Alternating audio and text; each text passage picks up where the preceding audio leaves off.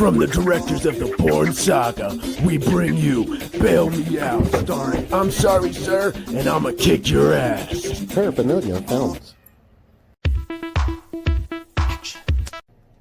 What's up, yo? Back at it again, baby. Micah Thomas, a.k.a. Mr. Must Be Muscles, a.k.a. I Wanna Be Like Bourne. As you guys know, I like to put a little intro in the beginning. I hope you enjoyed that one. That was my take on a corny Bourne movie.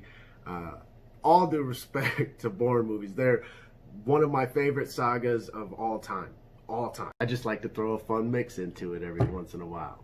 But we're talking about Bourne #1. Why? Because I just watched it and I want to talk about it. Matt Damon's been on some stinkers recently. But one thing you will never fail at, Mr. Damon, is if you continue to make Bournes. Not like newborns, but like the Bourne movies. See, the difference between the Bourne saga and the Fast saga, even though I love both of them, but with Fast, I just stop. But then when I see the movie, it's so freaking good. With Bourne, I'm like, yo, keep making these babies, and they don't make them. So it's BS, man. Anyway, how would you feel if you got shot twice in your back and then woke up on a boat not knowing who you are? Shit would freak me out, man. But you can't hold Jason down. Nope. He gonna get back up and he gonna kick your man.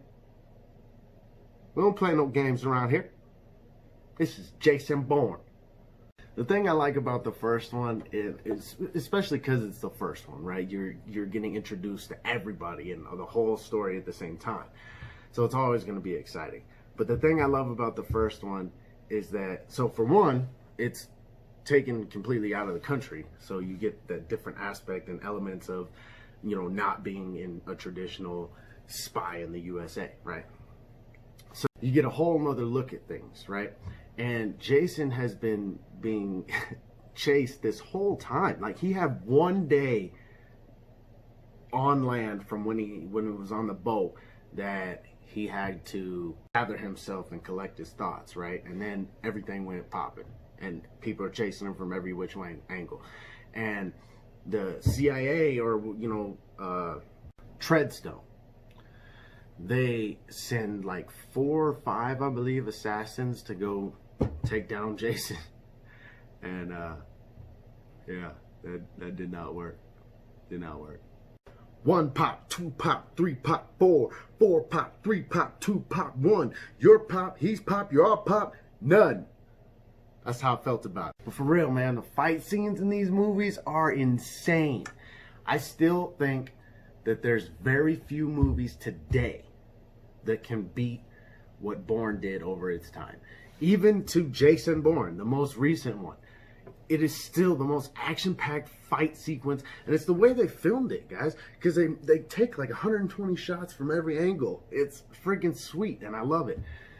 He's with his homegirl, right? He's with his homegirl that he paid to get him to France, Paris, something like that. And so she's with him, she's hanging around, and obviously she's a fugitive now because you know, Jason's gonna die or something.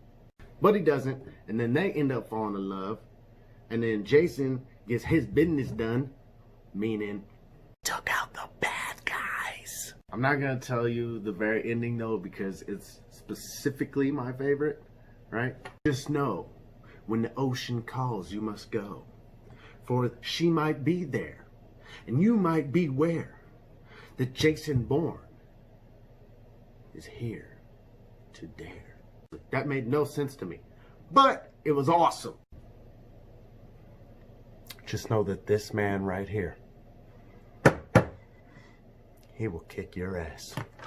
Clearly I've drinking too much coffee. Alright, movie fanatics, I'm sorry I was all spazzy today, but I just had to get it off my chest because this movie is awesome. And I can't get enough of Jason Bourne. He's just the pinnacle of badass. So, Jason, it's time. throw me a like, throw me a comment, hit that subscribe button, and let's get it popping, baby.